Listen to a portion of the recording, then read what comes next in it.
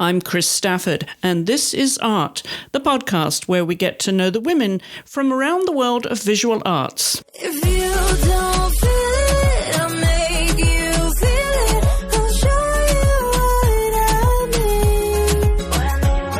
If you don't feel it, I'll make you feel it. I'll bring you to your knees. If you follow me. My guest this week is Poppy Balser, a Canadian painter of maritime life and seascapes, centred around the Bay of Fundy in Nova Scotia. Poppy was born in St. Stephen's, New Brunswick, growing up in its environs before crossing the bay to settle in Nova Scotia. She has spent a lifetime close to the sea, developing a natural connection to its shoreline, which has given her a unique perspective and appreciation for its resources. Poppy is the oldest of 3 children. She has a brother Owen and sister Rosie.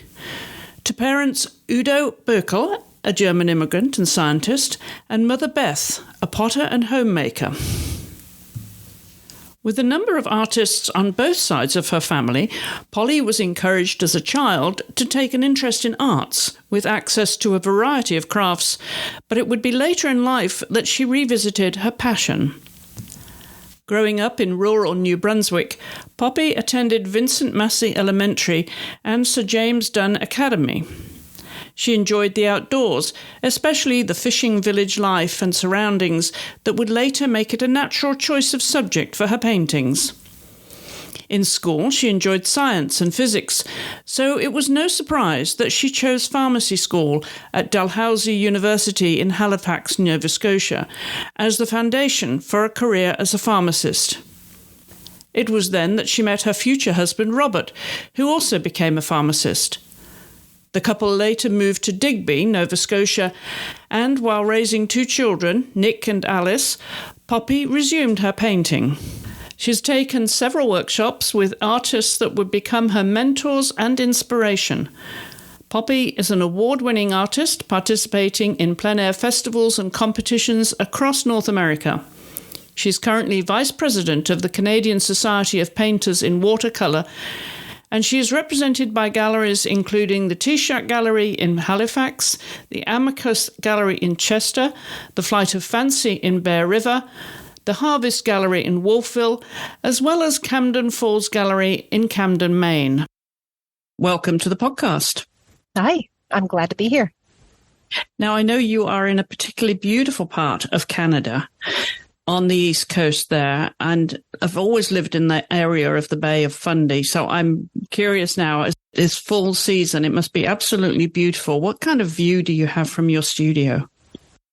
I'm really lucky. In my studio, I have a north-facing window, and it looks out through a valley towards the ocean, but I can only see the ocean in the winter when the leaves are gone, because I'm about 600 meters from the ocean.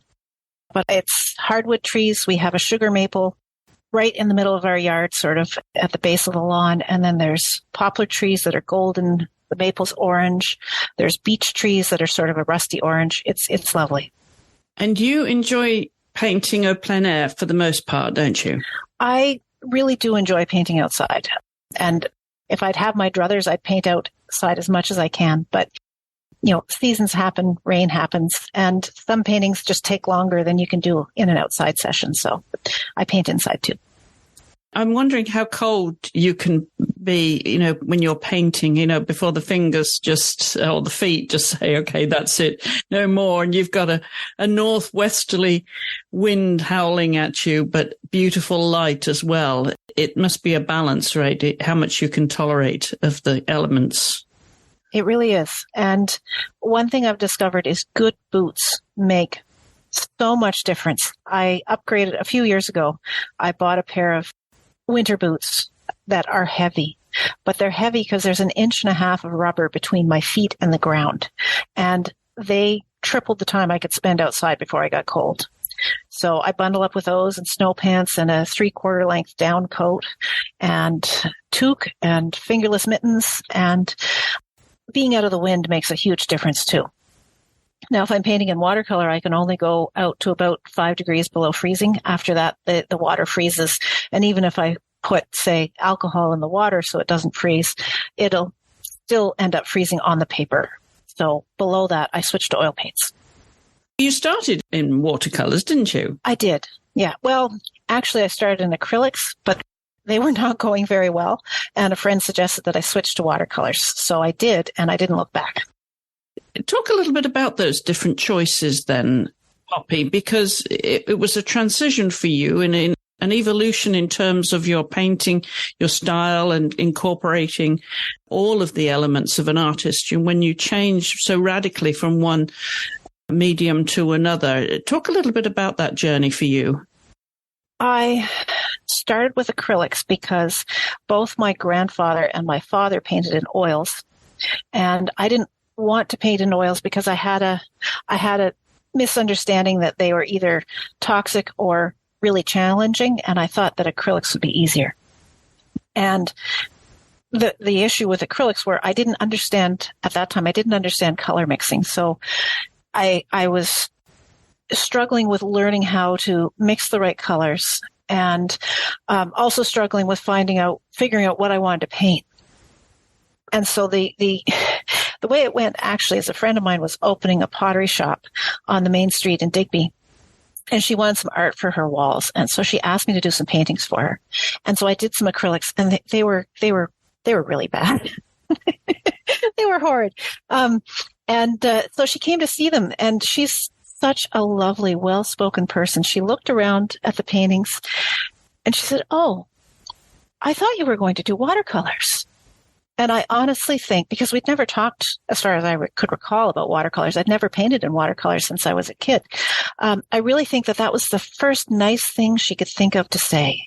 That wasn't, "You're not putting these on the walls in my shop because my pots will break."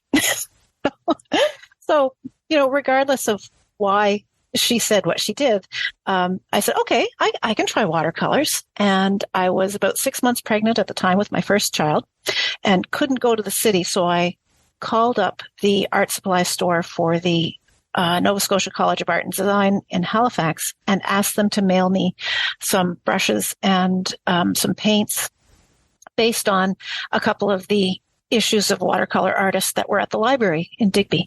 I'd gone through the magazine and looked at artists whose work I liked and just said, okay, well, they use these colors, so I'll order those. So they sent me the paints, and over the next while, I learned how to use them. And my son was born, and I discovered that watercolor was much more conducive to painting when there's a baby in the house, because acrylic dries so fast that you get the right color mixed and step away for 10 minutes and it's dry and you can't use it. Whereas watercolor, you can leave it for 3 days and come back and just add water and you're back to where you were. So that's how I ended up painting in watercolor. And then the oil paints, I picked them up for two reasons. One, to take a workshop with someone who was teaching seascapes and was an oil painter. So I went to take that workshop and I bought oils for that. And then I found them really useful for painting outside in the winter when it was too cold. So now I paint in watercolor and oil, and they're very different. That's a real challenge, isn't it? To switch from those two because they behave so completely differently. I don't feel like it's a challenge because I learned how to paint in watercolor first, and nobody told me that watercolors were hard. So I didn't know they were hard, and I just figured it out. And so having got the challenging bit of watercolor out of the way, which is when you make a watercolor painting, you have to paint around the areas that you want to stay white or light. If you paint through them with color, you can't go back and make them lighter later. I mean, well, you can. You can use white paint, but it never looks the same as the white of the paper. And that's what gives watercolors their sparkle, is that those little bits of white paper that might show through, or those large white areas that aren't painted. So having learned to do that first, making the transition to painting in oils was easier, I think, maybe than going the other way. And I'll approach a scene and think, okay, I'm going to paint that in watercolor. I know how I'm going to do it. Or I'll approach it in oils and think, okay, well, I know how I'm going to approach this, and I have a plan for doing it. So I think it's not a struggle anymore. But I will say sometimes I've started painting in one medium and thought, oh, shucks, I should, if it's a watercolor, I should have painted this as an oil painting. Or if I'm, painting it as an oil painting, I get halfway through and think, oh, I wish I'd done this in watercolor. So I don't know if that answered. Yes, it certainly does. It is an evolution, isn't it, of your journey, and which I want to tell your story, from way back when your early days of painting, because you come from a very interesting and artistic family from all mediums and a really, really interesting background. So it's really no surprise that you have become the artist you have. So let's start at the beginning, Poppy, where it all began. You were born in St. Stephen, New Brunswick in 1971. What are your very early memories there? Because your father, Udo Berkel, had a very interesting name. What was the origins of that? My dad came over with his family from Germany when he was 11 in 1952. And they came over, and apparently they brought the first Volkswagen Beetle to Canada, or one of the very first. Maybe it wasn't the first, but there were very few on the streets, and people would stop and point and laugh at this very strange looking car. But that's got nothing to do with art. So yeah, my dad came over with his family from Germany, and his father was a painter then and continued painting for his entire life, and had a business as silk screener, printing fabrics, and had creative pursuits his whole life. And my grandmother could paint as well, and so I have a watercolor in my childhood home where my mom lives. There's a watercolor that my grandmother did in technical college, which is where she met my grandfather. So my dad painted when I was young. And then my brother and sister were born close together my brother was born when I was 9 and my sister was born when I was 10. And Dad stopped painting at that point and turned to making furniture, because with a growing family, sometimes you need more beds and more chairs. And so he made most of the furniture in our house. And in his later years came up with this design for a rocking chair that was really very comfortable and quite elegant looking. So he made a few of those to sell in the local gallery in town. That's the story of my dad. And how did your parents meet? They met at the fisheries, or they call it the biological station, but it's a fisheries research institution run by the government in St. Andrews, which is actually where I grew up. St. Stephen was where the hospital was, but I grew up just outside of St. Andrews in the country. And Dad worked there and Mom worked there for a season, and so they met there. And your father was a scientist? That's correct. What kind of a scientist? He had, I believe his doctorate was in marine biology. And when people asked him what he did, he would, with a bit of a grin, he would say, I count fish.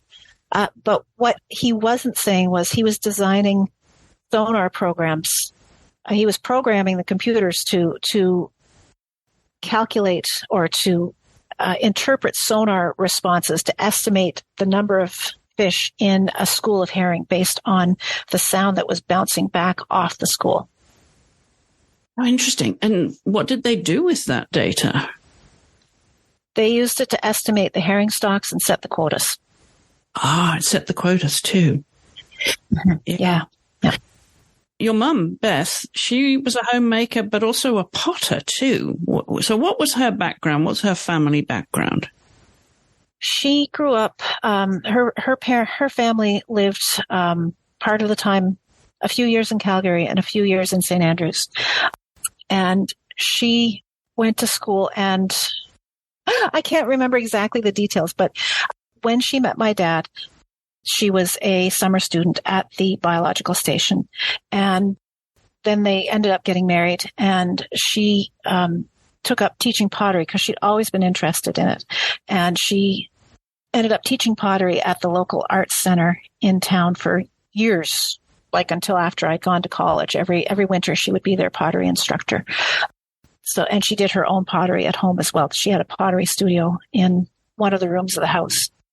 And for years there was clay encrusted to the receiver of the telephone from where the phone would ring, and she'd, have clay on her hands, and she could either, answer the phone or not answer the phone. So yeah, that's something I remember. So you had access to all these different crafts and mediums, and that must have been very encouraging. I'd imagine your parents encouraged you all to take part in, and take up a craft or an art form. What was the first things that you did? Do you remember? I remember always having stuff to make things with. And I want to give a shout out to the Canadian TV show, Mr. Dressup. I don't know if you've ever heard of it, but the Canadian Broadcasting Corporation had a show with this lovely gentleman named Mr. Dressup, who had a craft table where he would take household items like a shoebox and some tape and some paper and make these delightful things. And he just really encouraged kids to be creative and make stuff. So, Mom thought that was great. So that was one of the few bits of TV she'd let me watch was Mr. Dressup, so that I could be inspired to, make my own stuff. And so I always had stuff to draw with. I always had paints. I always had the ability to be creative. I remember when I was quite young, for whatever reason, I had an old muffin tin with poster paints mixed up, different colors mixed up. So there were 12 wells, each with a different color. And I'd fold up paper towels and dip the paper towels into the corners of the paper towel into the paint. And so the different colors would run together. And then I'd unfold it and there'd be this nice colorful design based on how I'd folded the paper and how I dipped it. And later, Mom encouraged me to do that with silk and silk dyes. So I made silk scarves for a few years when I was in high school doing that. So they always supported me in creative endeavors. But as well as encouraging, also leave your mind alone so that you could, style your own journey, so to speak, in art. Yeah, they did. I grew up in a time, I sound old now. I grew up in a time that's really different from now. I mean, we were allowed to roam outside. In fact, when the weather was good or even when the weather wasn't good, kids belonged outside. So, I'd go out for hours and amuse myself outside, whether it was building something or, whatever. And yeah, we were given time to be bored and to explore and no sort of external entertainment or input. When I was a kid, the TV broke and they didn't fix it for, it seemed like years. It might have been a year. I don't know how long it was exactly, but there was a long spell where there was no TV at all. And, that was probably good for me because I had to find ways to entertain myself. So would you have considered yourself an indoor or an outdoor child? Oh, outdoor. Yeah. It seems outdoors obviously was an environment that you found the inspiration, obviously, for your artwork now. But it was a very natural environment for you, too, in all weathers, it seems, because living there in Nova Scotia, you did really have extreme elements all year round. Yeah. We have the 4 seasons. Summers are, living by the water. I grew up actually in New Brunswick, which is across the Bay of Fundy from where I am now. But living by the water, the temperatures moderated a bit, but we would have warm summers, not hot summers, but warm summers, nice springs. Fall was beautiful. Winter was cold, but it wouldn't be any colder than, in Celsius, minus 10 to 15 would be sort of average. So, I'd get bundled up in my snowsuit and my clothes and go out to play because my brother and sister were napping. There was no way I was welcome in the house while they were asleep, sort of thing. But we were always encouraged to spend time outside because that's how we got physical activity. That's how we were able to, use our imagination and just develop by being in the natural world. Yes, I can quite see that. And which school did you actually go to? Because as you said, you grew up in New Brunswick. You moved a little bit either side of the Bay of Fundy there. What were the reasons for the move? And then how did that impact which schools you went to? Sure. Well, I grew up in New Brunswick and I went to the Vincent Massey Elementary in St. Andrews and Sir James Dunn Academy in St. Andrews. And even though it's academy, it was just, the local high school. When I was looking for a profession or a career, my dad encouraged me to become a pharmacist because he wanted me to be able to support myself. He said, you can't rely on finding a husband. You got to find a job that you can support yourself at, ideally one where you can work in a small town if that's what you choose. So he landed on the idea of pharmacist. I don't know how, but that seemed reasonable.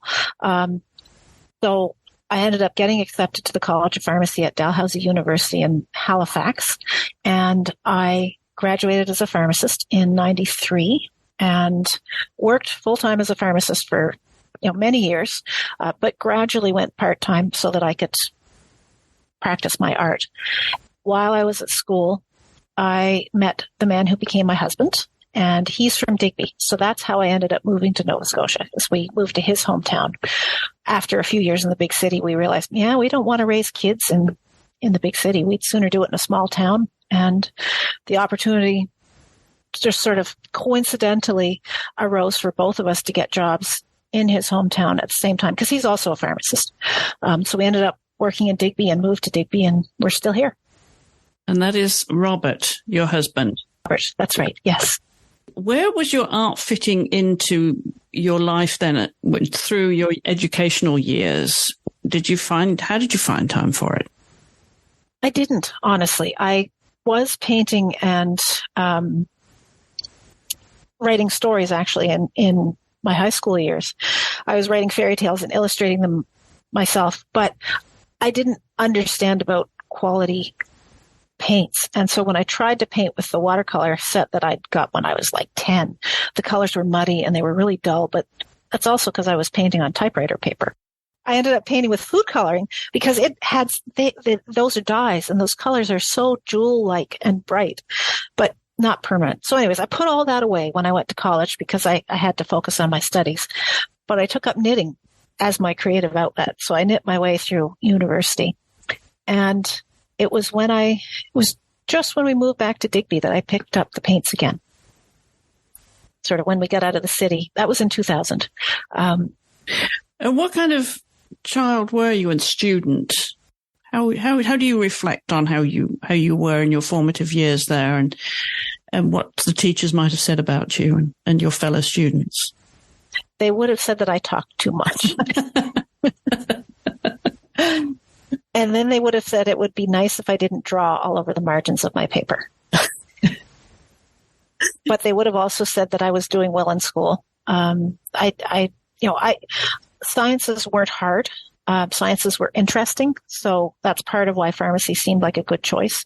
I enjoyed chemistry. I enjoyed physics and biology and all that stuff. So, the school didn't come hard in high school. Some people go through high school and they don't have to do any work at all. I certainly did homework, but I enjoyed it. So it made school easy, or at least it felt easy. College, I did okay. I got through the program. I wasn't the top student, but I wasn't scraping through either. Yeah. What did you do for fun when you were not in school? Good question. In my college years, we would go skiing.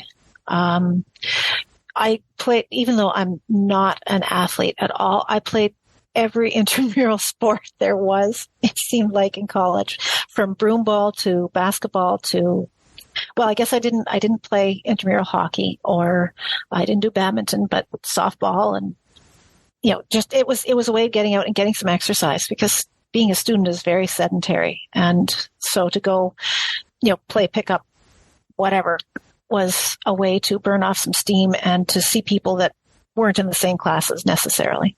How about curling? That's a major Canadian sport, that is, isn't it? It is, but I've never done it. I must confess.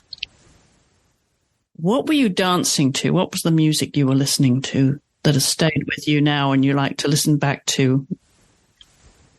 Oh, the dance music doesn't really stir me much. I listened to Enya. She had just become sort of big when I was in school. So when I was listening to music, I might listen to that, or other end of the spectrum. Well, maybe not other end of the spectrum, but I remember Phil Collins' album came out, so I listened to a lot of that when I was studying. trying to think of other artists, but of course I'm drawing a blank. And what about the written word? You were writing a little bit there and illustrating too. Tell us a little bit more about that. Well, see, my brother and my sister were a lot younger than me, and one way to keep them amused was to tell them stories. So I would make up stories similar to what I was reading, and I read a lot of science fiction and fantasy stories, like sword and sorcery stuff. So I would make up stories similar to that, but a bit more childlike than maybe what I was reading for their benefit. So those were the sorts of stories that I would be writing. Halloween, then, was that your favorite time of the year that you could tell them, Halloween type stories or then Christmas stories? Yeah, Christmas stories were a lot of fun. I don't think I ever did a Halloween story. That would have been fun though, but Christmas stories were fun. And now where did the idea come of illustrating those stories though? No idea. I don't know. I was interested in calligraphy, so it may have come from reading about the old illustrated manuscripts, and that's sort of what I was trying to do was, do the big fancy letter at the beginning of the paragraph and then have an illustrated panel in an sort of ornate style down the side of the page. So not so much not like children's books typically are, but a little bit different. But it never came to anything. Do you think it could do? Oh, it could, but that would take away from painting time. You illustrated the books too. It sounds like you have an imagination to tell stories. Is that something you did with your own children? Did you tell them a lot of stories? I read to them a lot, but I didn't tell them stories. And my sister was surprised by that. After my kids were almost too old for stories, when her kids were born, she asked if I had told my kids a lot of the same stories. I was like, I'd forgotten all about those. I didn't. What a shame. But that's all right. I read to them lots and lots, so they probably knew better stories that way anyways. Now, are you an avid reader, Poppy? Absolutely. Yeah. What do you enjoy reading? Oh, now I still enjoy made up stuff. Like I'm working my way through a fantasy series right now. But I enjoy mysteries. I don't like really gritty thrillers, like the stories where you're reading about the most horrible things people can do to each other. That I don't enjoy that at all. But a nice cozy murder mystery, or Ian Rankin's Detective Rebus stories in Scotland. I like those. How about poetry? When I come across some poetry, I really like it, and I think I should read more of this because this is interesting. And then I get busy and I don't. Your inspiration comes then very much from the sea, from the weather that's coming off the sea, the light, and everything that creates that atmosphere for you, all of those elements. Talk a little bit how that started to go through your mind and started to shape the artist that you are. Do you remember those early days, what the triggers were? Well, I'll go back before I was painting. I mentioned being outside a lot as a kid.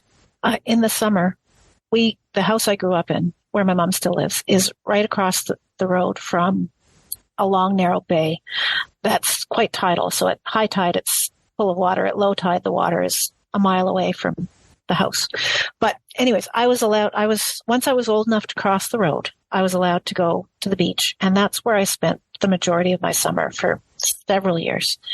I'd just get up in the morning and hop on my bike. And if I was, depending on which part of the beach I was going to or the shore I was going to, I would either bike to a spot where I'd leave my bike and go down to the shore, or just cross the road and go down to the shore there. And I would ramble for hours. And then Mom had this old Swiss cowbell on the back porch. And when it was time for breakfast or time for lunch or supper, she'd ring the bell. And if I heard the bell, I had to get home.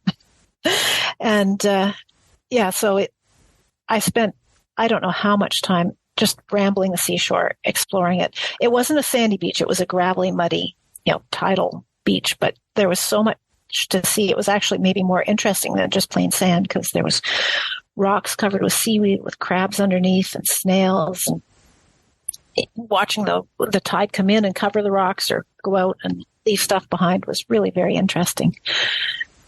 And there was a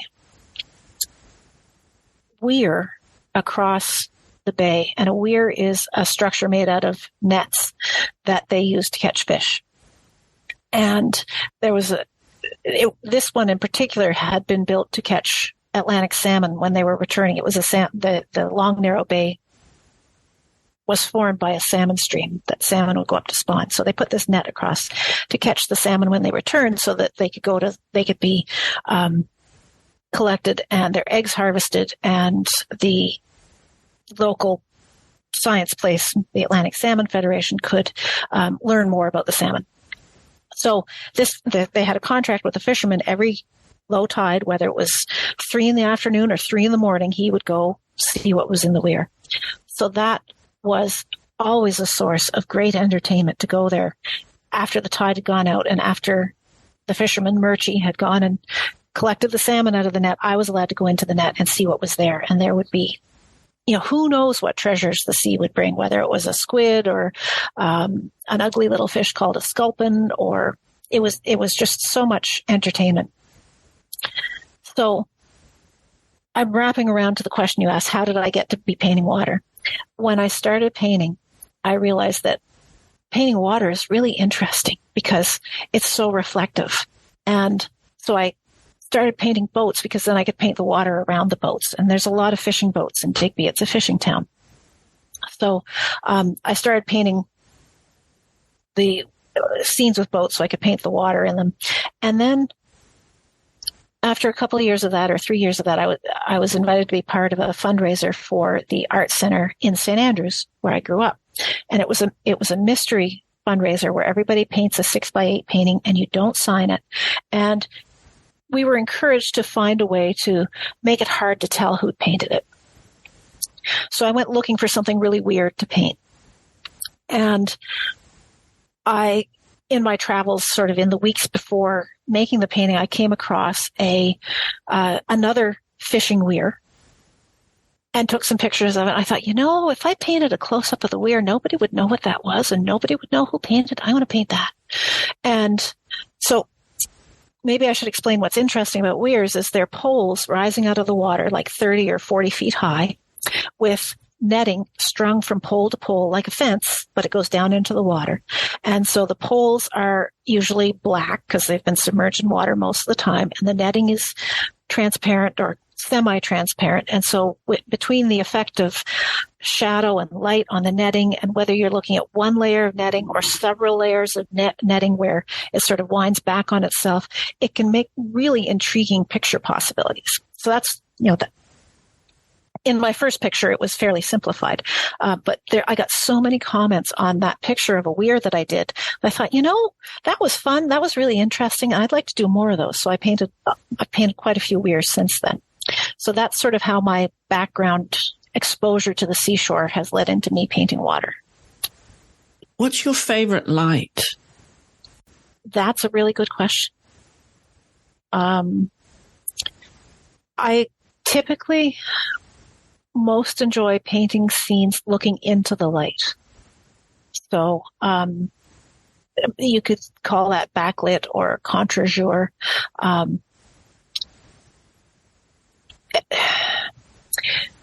It's often quite strong lighting, so it doesn't really matter if it's morning or afternoon. But I tend to like to have a lot of light coming sort of towards me in the scene so that I can work with that. And it's really bouncing off the water, isn't it? Yeah.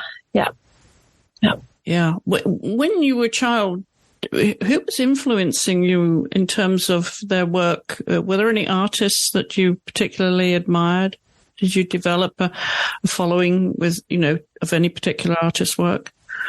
Well, looking back, I really was lucky in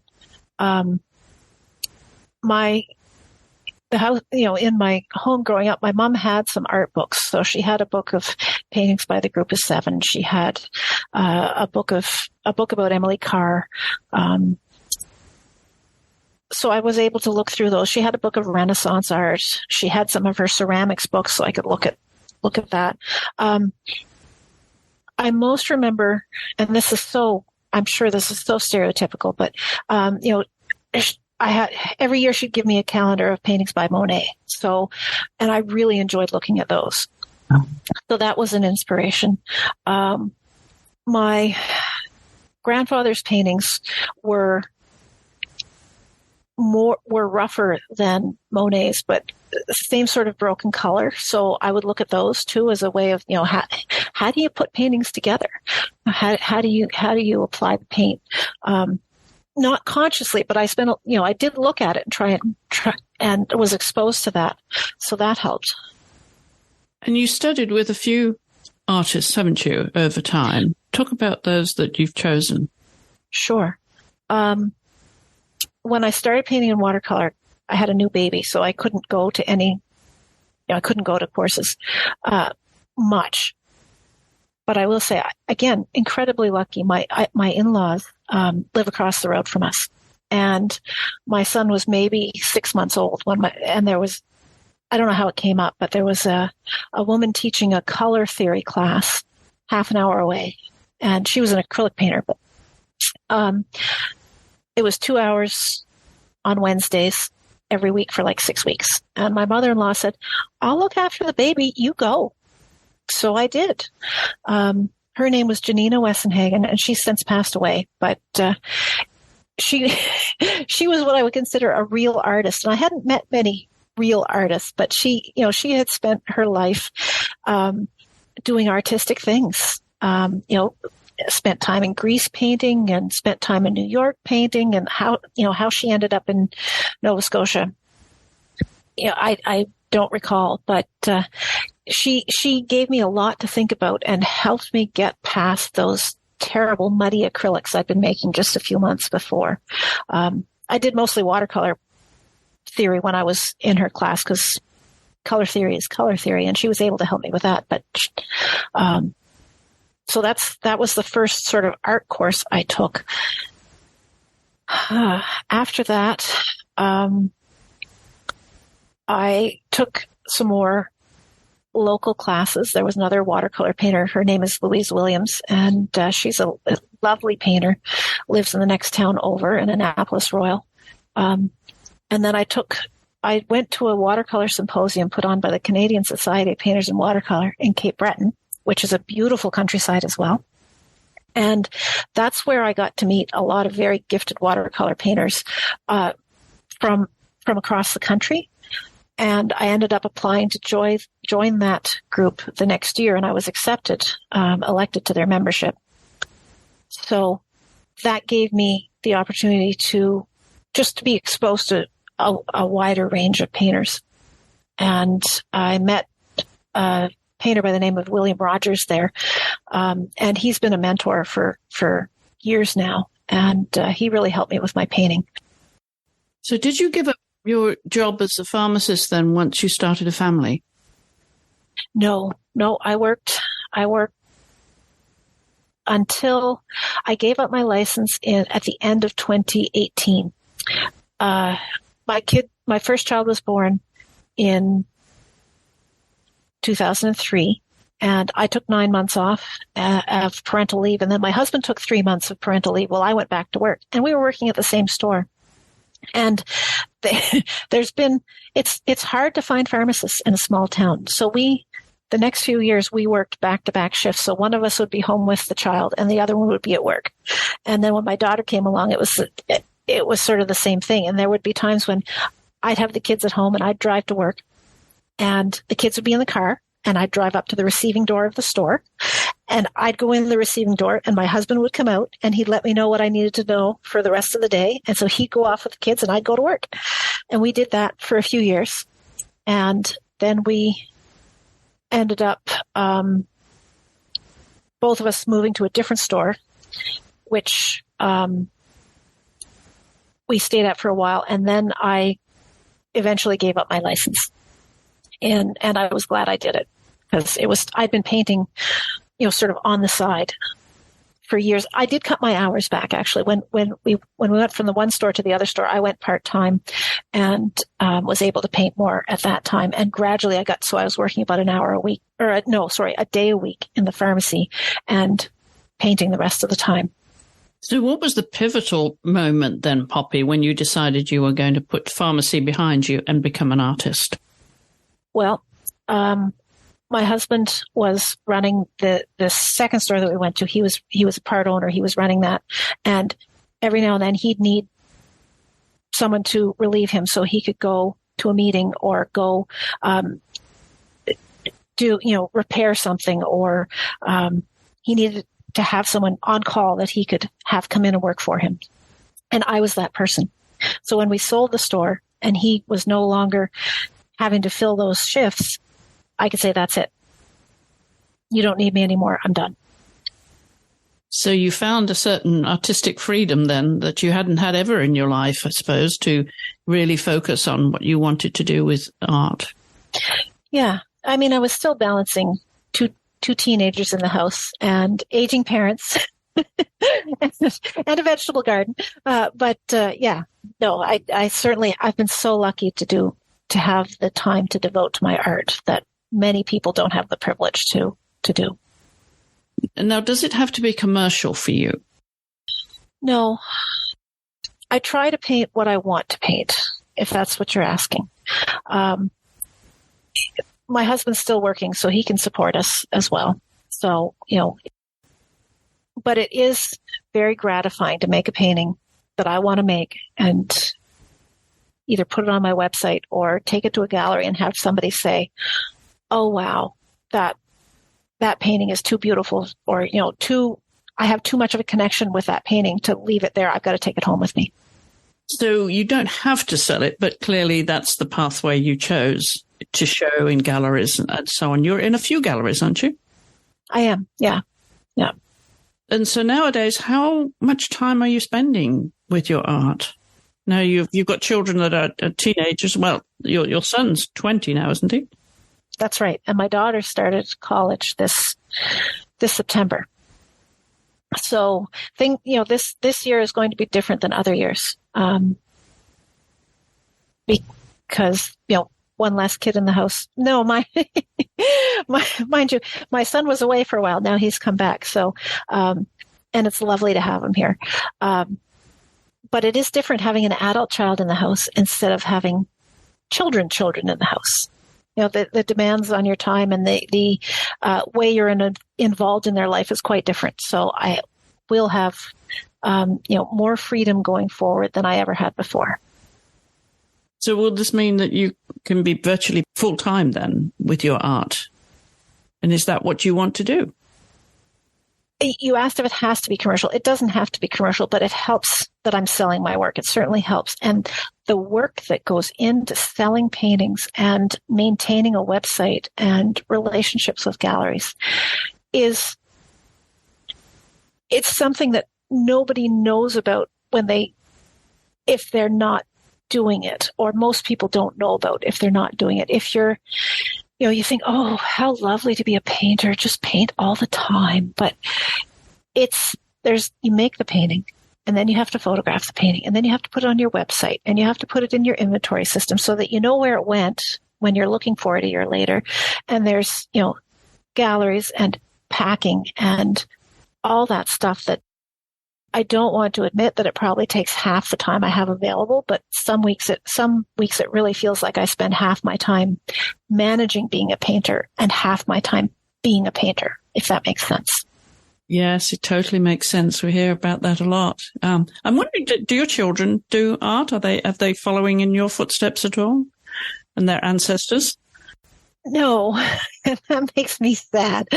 However, if they're listening to this, if they ever do listen to this, I hope someday if they feel the urge to pick up their, a creative endeavor, that they certainly do so. I don't know why. I partly fear that they do a drawing and then they look at what I do and they say, well, this isn't like Mom's, because and so I've gotten out my sketchbooks from when I was in grade 6 and said, look, okay, so this is what I did in grade 6. So, it's not fair for them to compare themselves, but sometimes I wonder if that's what's happening. And so I try to be very encouraging and make sure, we did lots of creative stuff together when they were little. And I hope if they feel the urge someday that they will take it up. What direction are they going right now? My son is an apprentice electrician, and my daughter is in first year of engineering. Like you, they may come back to it later in life. That's right. Yeah. Yeah. In terms of your artwork then, and the whole process of it, especially from conception to application, and then you've showing it ultimately and having it in exhibitions and galleries and finally being validated, so to speak, where is the most satisfaction for you? Oh, that's a good question.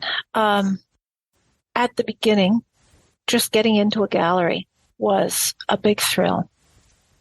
And then becoming an elected member of the Canadian Society of Painters and Watercolor, that was a big thrill because I had to go through the whole portfolio review process. And so that was amazing that I applied and they said, yeah, your work's good enough.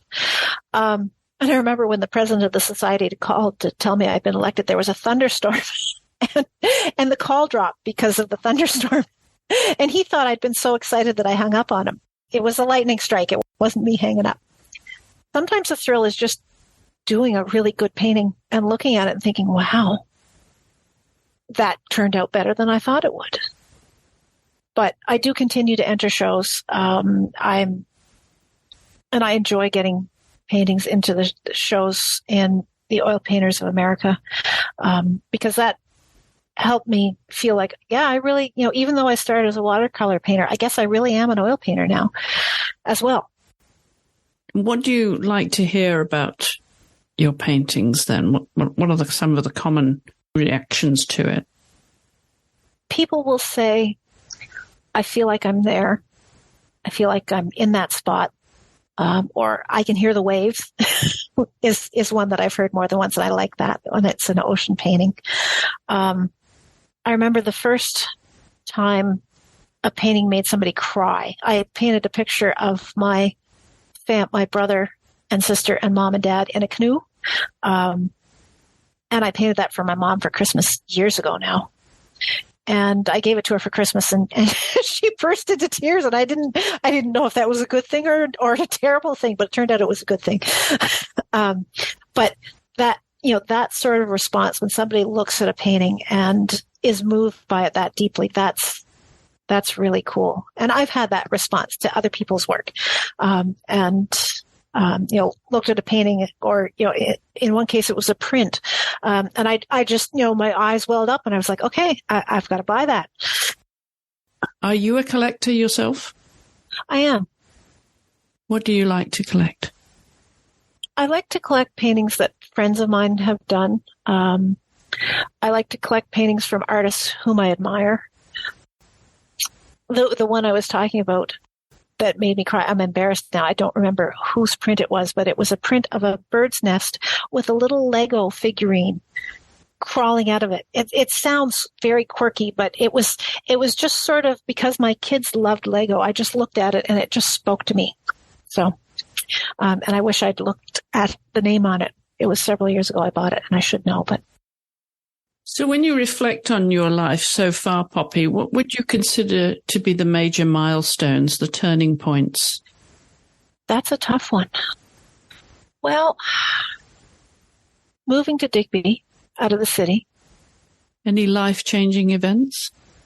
Having children certainly changes your life. I couldn't be more pleased with how my kids are turning out. Touch wood. They're finding their own path. They're both doing well in the paths they've chosen, and so I'm delighted. I suppose another life-changing event would be that we bought a sailboat years ago. And that got me on the water and gave me a whole new direction as far as painting. So it wasn't supposed to be a life-changing event. It was just supposed to be, buying a boat for, some fun. So do you paint when you're on the water? I do. Yep. A different perspective. Huh? It is, yeah. And being on a boat is a lot of time sort of just getting from point A to point B, because we have a sailboat. It's slow. You don't go places fast in a sailboat. It's slightly too fast to actually paint one scene when you're underway. But it's too slow to get anywhere quickly. So I end up spending a lot of time looking at the water going by, or looking at the clouds and how the clouds are interacting with the surface of the water to change the color of the water. And, looking at the atmosphere and looking at, how the shore going by looks based on, all the factors that are there. So I spend an awful lot of time on the water observing, and some time on the water painting. A lot of being on a boat is hold this rope and pull when I tell you. You can't do that and paint at the same time. Do you photograph so you have some references? I do. Yeah, for sure. I can't really paint from somebody else's photo. I have to have been in the spot and seen what I'm taking a picture of. So the photo is a cue for remembrance rather than the be all and end all. And I'm finding more and more, if I just, if I see something neat, it's like, oh, that's really cool. I want to paint that someday. And I stop and snap a picture and keep going. Even that won't speak to me. It's far more useful to spend some time sketching, or, even just taking it in for a while to make a painting from that scene. I don't know if what I said makes sense. Is your husband, Robert, is he your first critique? He would be my second critique. It has to get past me to get to him. Sometimes. I do certainly rely on his judgment. And there are times when I don't listen. When he says, oh no, that's that, he'll sit, have a reason why he's like, yeah, that one doesn't speak to me. And sometimes I'll override that, say, yeah, well, that's your opinion. I still like it. He says there are two types of paintings. There are paintings of boats, and there are bad paintings. And so you know where his bias is. He sounds like a sailor. Yes. And that's tongue in cheek. Very much so. I'll tell you one thing about sailors, though. When they look at paintings of boats, if the boat is wonky, they don't like it.